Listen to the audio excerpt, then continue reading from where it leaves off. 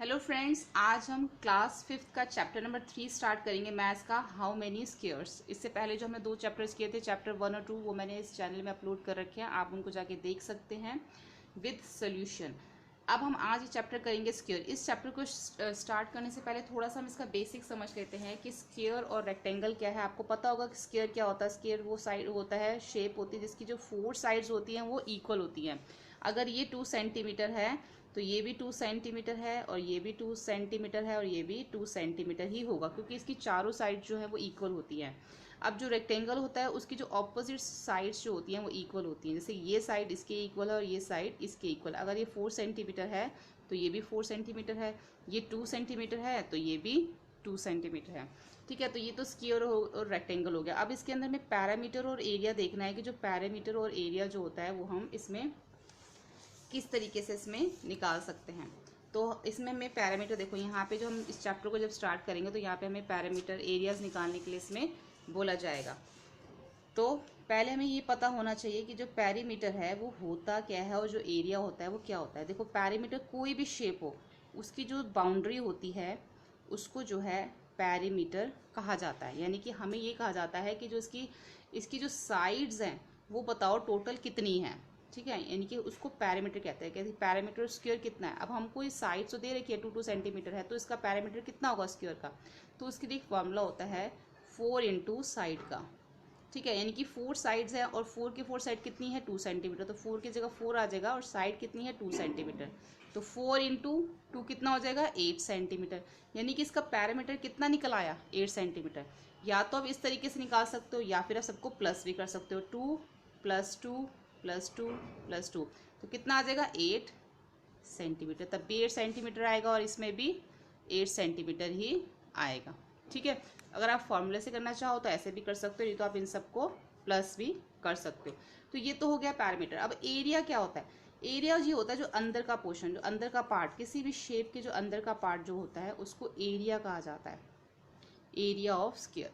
अब area of square के लिए भी हमें जो है साइड चाहिए होती है। साइड यहाँ पे हमारे पास है 2 सेंटीमीटर सब है, तो इसके लिए क्या करते हैं, इसके लिए फॉर्मूला होता है साइड इंटू साइड। अब साइड कितनी दे रखी है 2 सेंटीमीटर, तो 2 सेंटीमीटर इंटू 2 सेंटीमीटर तो 4 सेंटीमीटर। यानी कि जो उसके अंदर का जो एरिया है, जो अंदर की जो स्पेस है वो कितनी है 4 सेंटीमीटर है। तो इस तरीके से हम पैरामीटर और एरिया निकालते हैं। ये तो स्क्वायर के लिए हो गया।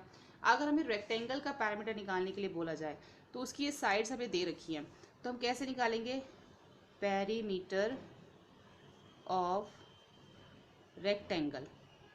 तो उसका क्या फॉर्मूला है, या तो आप इनको ऐसे प्लस करो 2 + 4 2 + 4, या तो आप ऐसे करोगे सेंटीमीटर लगा के, कितना हो जाएगा 4 और 2 और 6, और ये भी 6, तो कितना हो जाएगा 12 सेंटीमीटर।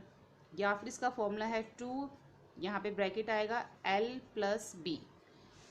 ये इसका फॉर्मूला है, यानी कि आपने 2 तो लगाना ही है। ठीक है, 2। अब लेंथ कितनी दे रखी है यहाँ पे हमें 4 सेंटीमीटर, और ब्रेथ कितनी दे रखी है 2 सेंटीमीटर। तो इट मीन्स पहले हम इन दोनों को प्लस कर लेंगे, ब्रैकेट में रखेंगे, 4 और 2 को प्लस करेंगे 6। अब ये ब्रैकेट के बाहर 2 है, ये अंदर 6 है, तो 6 और 2, यानी कि ये जो ब्रैकेट के बीच में जब कोई साइन नहीं होता तो इट मीन्स वो मल्टीप्लाई का साइन होता है। तो 6 को 2 से मल्टीप्लाई कर देंगे तो 12 सेंटीमीटर। यानी कि यहाँ पे भी 12 है, यहाँ पे भी। आप इस तरीके से भी निकाल सकते हो प्लस करके, नहीं तो आपको ये फॉर्मूले से भी, वो डिपेंड करता है आपकी टीचर पे कि आपको किस तरीके से क्लास में करवा रही है। ठीक है, तो आप इस तरीके से भी इसको निकाल सकते हो। तो ये हो गया इसका पैरामीटर। अगर हमें एरिया ऑफ रेक्टेंगल निकालने के लिए बोला जाए कि एरिया ऑफ रेक्टेंगल, तो उसका क्या फॉर्मूला होता है L इंटू बी, यानी कि लेंथ मल्टीप्लाई ब्रेथ। जितनी भी लेंथ दे रखी है 4 सेंटीमीटर, ब्रेथ दे रखी है 2 सेंटीमीटर, तो दोनों को आपने मल्टीप्लाई कर देना, 4 2 = 8 सेंटीमीटर। ठीक है, तो इस तरीके से जो है स्क्वायर का पैरामीटर और एरिया और रेक्टेंगल का पैरामीटर और एरिया निकाला जाता है। आपको पता होना चाहिए पैरामीटर जो होती है किसी भी शेप की जो बाउंड्री होती है उसको पैरामीटर कहते हैं। जो अंदर का जो स्पेस, अंदर का जो पार्ट होता है उसको एरिया कहा जाता है। ठीक है, ये चीज़ आपको क्लियर हो गई। अब चैप्टर शुरू करते हैं। बीच में अगर कोई टॉपिक आएगा तो मैं उसको आपको साथ साथ में समझाती रहूँगी। अब यहाँ पे हमें इस टाइप से दे रखा था, मैंने इसमें ड्रॉ कर दिया है। यहाँ पे लिखा हुआ था कि measure the side of red square. अब यहाँ पे देखो ये रेड स्क्वायर दे रखा है जिसकी चारों साइड्स इक्वल होती हैं। ऑन द डाउटेड शीट, ये एक डाउटेड शीट है। Draw here as many rectangle as possible using 12 such square. अब इसमें क्या बोला गया कि इसमें measuring the side red square, ये जो रेड स्क्वायर दे रखा है इसकी पहले हमें साइज जो है वो मेजरमेंट लेनी, कितना सेंटीमीटर है। ये जो हमने अगर इसको मेजर करते हैं तो इसकी साइड है वो 1 सेंटीमीटर आती है, तो इसका आंसर तो 1 सेंटीमीटर हो जाएगा, 1 सेंटीमीटर। उसके बाद लिखा हुआ है draw here as many rectangles. अब यहाँ पे जो है रेक्टेंगल ड्रॉ करने के लिए बोला गया, जितने भी आप रेक्टेंगल ड्रॉ कर सकते हो यहाँ पे करो। उसके बाद ऐसे आपने रेक्टेंगल यूज करने हैं कि उसके अंदर 12 स्क्वायर्स बनने चाहिए। क्या लिखा हुआ है, draw here as many rectangle as possible using 12 such square, उसके अंदर 12 स्क्वायर भी बनने चाहिए। तो जैसे कि मैंने देखो ये ड्रॉ किया, जैसे यहाँ से लेकर यहाँ तक, ये डॉट जो इसके डॉट है वो काउंट कर लो, 1 2 3 4 5 6 7 8 9 10 11 12 13, यानी कि ये 13 तक अगर मैंने लिया तो इट मीन्स इसके अंदर 12 स्क्वायर्स बन जाएंगे। ठीक है, 1 2 3 4 5 6 7 8 9 10 11, यानी कि एक ऐसा हमें रेक्टेंगल ड्रॉ करना है जिसके अंदर 12 स्क्वायर्स बन जाए।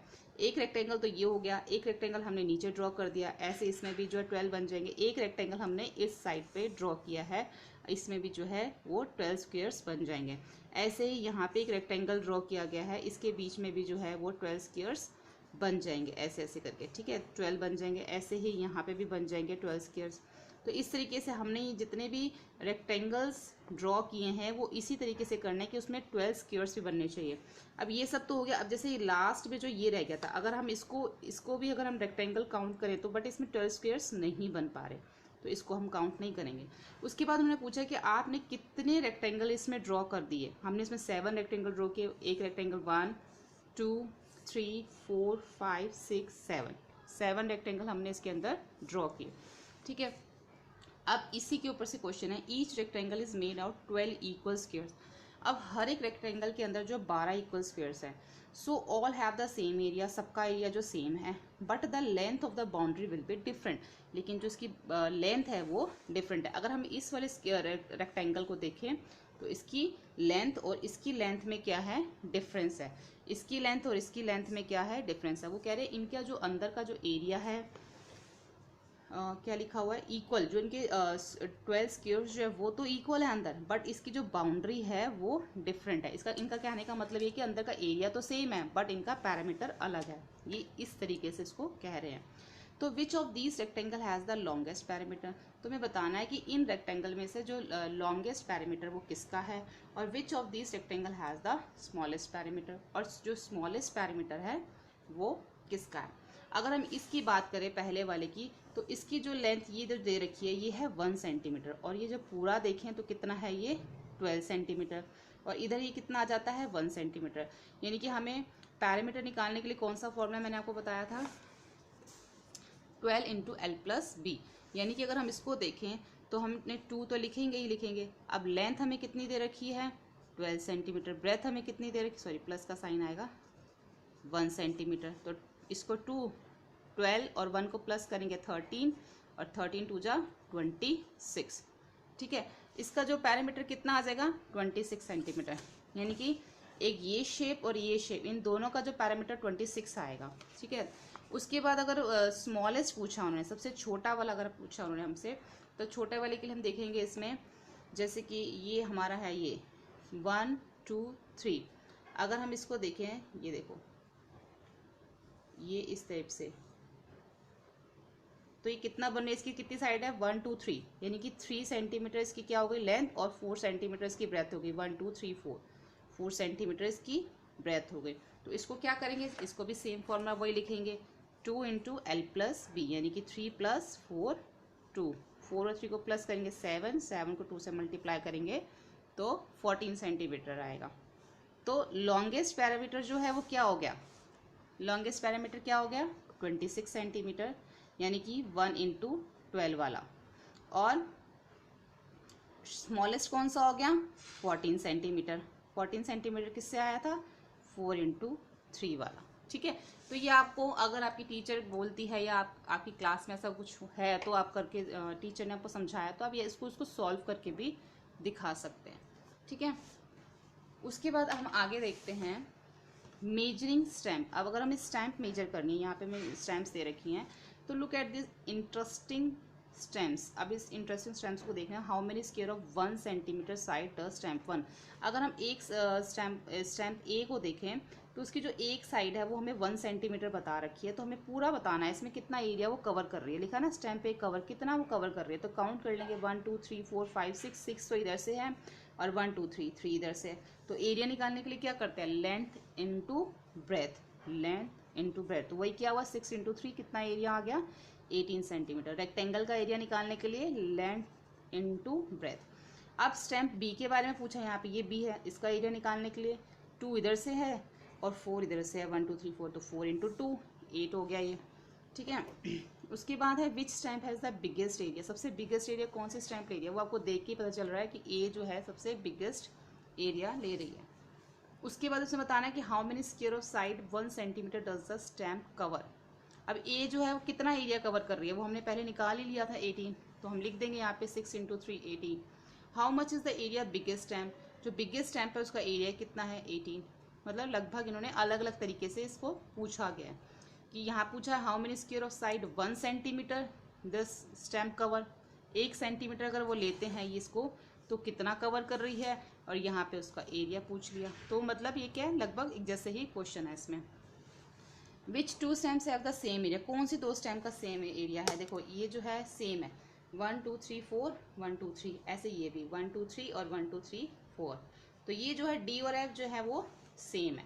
How much is the area which of this stamp dash square centimetre, अब इनका कितना एरिया है जो सेम है, इनका एरिया कितना है, इधर से तो ये 4 है और इधर से 3 है, तो 4 × 3 कर देंगे, 4 × 3 12, इसका एरिया है 12।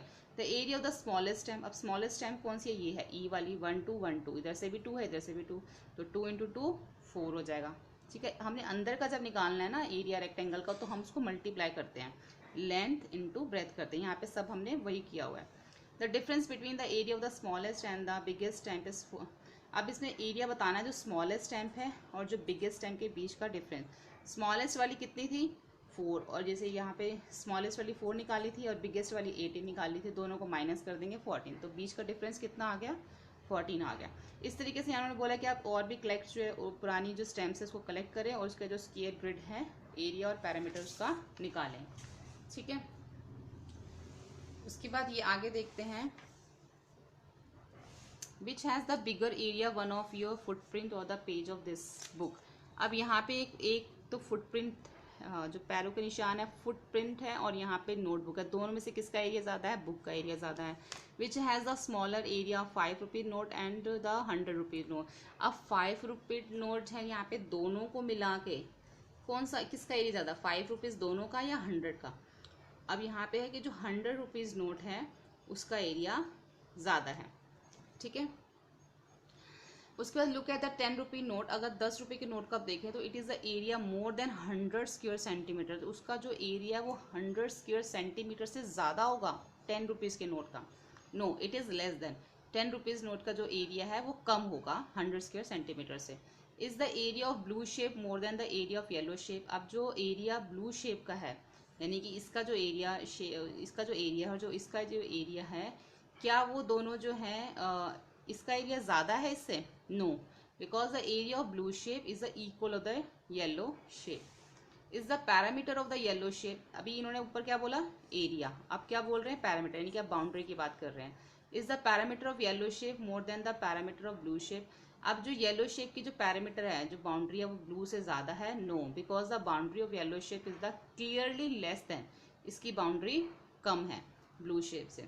अब यहाँ पे जो इन्होंने हाथ अपने हैंड को ट्रेस करने के लिए बोला और बताना है कि किसका हाथ बड़ा है। आप जब भी जो भी हैंड जब इसमें ट्रेस करेंगे तो आपने जितने भी उसके अंदर स्क्वायर्स आ रहे हैं ना, जितने भी उसके अंदर स्क्वायर आ रहे हैं, उससे आपको पता चल जाएगा किसका हैंड ज़्यादा है। जिसके अंदर स्क्वायर ज़्यादा आएंगे हैंड के, तो उसका हैंड ज़्यादा होगा, बड़ा होगा। My foot print is longer but my foot print is wider. वो ये कह रही कि मेरे फुट प्रिंट लंबे हैं और लेकिन ये बोल रही कि मेरे फुट प्रिंट जो है वाइडर यानी कि चौड़े हैं। So whose foot is bigger, तो किसके जो फुट हैं वो बड़े हैं। Whose footprint is larger, किसके जो है बड़े हैं, लार्जर किसके हैं, इसके, यूअर्स और यूअर्स और यूअर फ्रेंड। अब ये है और ये इसकी फ्रेंड है, तो my foot print is larger, किसने बोला है कि my foot print is longer, तो इसके जो है वो बड़े हैं। तो हाउ विल यू डिसाइड, आपने कैसे डिसाइड किया, इन दोनों का जो है उन्होंने एरिया निकाला, फाइंड द एरिया निकाल के ही पता चला कि किसके जो है फुटप्रिंट बड़े हैं, लार्जर हैं, सॉरी, उससे पता चला। तो is the area of both footprint the same, जब दोनों का जो एरिया निकाला, देखो एक तो है कि आप एक कोई चीज़ है जैसे फुटप्रिंट, ये देखने में ही लंबे लग रहे हैं, लॉन्ग लग रहे हैं, ठीक है, और ये देखने में आपको वाइड चौड़े लग रहे हैं, ठीक है, लेकिन जब इनको कैसे पता चला, इन्होंने एरिया निकाला तो इनको पता चला, लेंथ से पता चला, जब एरिया के लिए लेंथ चाहिए होती है तो लेंथ से पता चला कि ये जो हैं लंबे वाले हैं और ये जो हैं चौड़े हैं, तो ये हमारा लार्जर हो गया। लेकिन जब दोनों का एरिया निकाला तो दोनों का एरिया सेम निकला। कैसे सेम निकला, इसकी लेंथ तो ज़्यादा है और इसकी ब्रेथ ज़्यादा है, तो जब इन्होंने निकाला होगा तो एक की लेंथ और एक की ब्रेथ ज़्यादा होने की वजह से तो एरिया दोनों का सेम निकल आया होगा। उसके बाद ऐसे यहाँ पे दे रखा है, कुछ एनिमल्स दे रखे हैं, उनके जो है फुटप्रिंट्स दे रखे हैं, उसमें से हमें बताना है कि किसके फुटप्रिंट्स का साइज़ कैसे है, कुछ हैंड के दे रखे हैं, कुछ डॉग के दे रखे हैं। तो जैसे एक्टिविटी के लिए तरह से जो दे रखे हैं यहाँ पे, तो गैस करना है कि एनिमल फुटप्रिंट है द सेम एरिया, उनका जो पैरों का जो साइज़ है उसका एरिया डिस्कस करना है। यहाँ पे किसी का हैंड का दे रखा है, यहाँ पे आंट चीटी का भी दे रखा है, यहाँ पे डॉग का भी दे रखा है। इस तरीके से यहाँ पे एक शेप दे रखी है, यहाँ पे एक फुट दे रखा है डॉग का, आई थिंक से ये नहीं, आई थिंक टाइगर का है। Make big square the rectangle like this the find the area of faster, यहाँ पे एक फुट दे रखा है, ये पंजा सा एक निशान सा दे रखा है, इसके अंदर आपने जैसे यहाँ पे इन्होंने एक रेक्टेंगल ड्रॉ करा हुआ है, आप इसके अंदर आपको भी इसके अंदर रेक्टेंगल जो है ड्रॉ करने, make a big square and rectangle, square भी बनाने हैं आपने इसके अंदर और रेक्टेंगल्स भी बनाने हैं, and like this the find the area, फिर आपने उनके जो एरिया फाइंड करने हैं। कैसे फाइंड करेंगे, जैसे मान लीजिए यहाँ पे ये इन्होंने एक रेक्टेंगल बनाया, अब इसमें कितने स्क्वायर्स आ रहे हैं, 1 2 3 4 5 6, टोटल कितने स्क्वायर आ रहे हैं इसके अंदर, 6 स्क्वायर्स आ रहे हैं, तो ये कितना हो गया, 6 स्क्वायर सेंटीमीटर हो गया ये, ठीक है। अगर आप कोई स्क्वायर ड्रॉ करते हैं इस तरीके से इसके अंदर, तो इसमें कितने रेक्टेंगल आ रहे हैं, सॉरी इसमें कितने स्क्वायर आ रहे हैं, इसमें 4 आ रहे हैं, 1 2 3 4, तो ये कितना हो गया, 4 स्क्वायर सेंटीमीटर। तो इस तरीके से जो है आपने इसके अंदर रेक्टेंगल और स्क्वायर ड्रॉ करके उसका एरिया निकालना है, ठीक है। तो अभी जो है हम इसी पेज तक करते हैं, पेज नंबर 39 तक। नेक्स्ट वीडियो में जो है हम इसके आगे का पार्ट कंप्लीट करेंगे। होपफुली आपको वीडियो हेल्पफुल लगा हो, अगर वीडियो हेल्पफुल लगे तो उसको लाइक ज़रूर करें, अपने फ्रेंड के साथ इन वीडियोज़ को ज़्यादा से ज़्यादा शेयर करें, उस चैनल को सब्सक्राइब करके बेल बटन पर प्रेस करें ताकि आने वाली सभी वीडियोज़ जो हैं वो आपको मिल सकें। Thank you.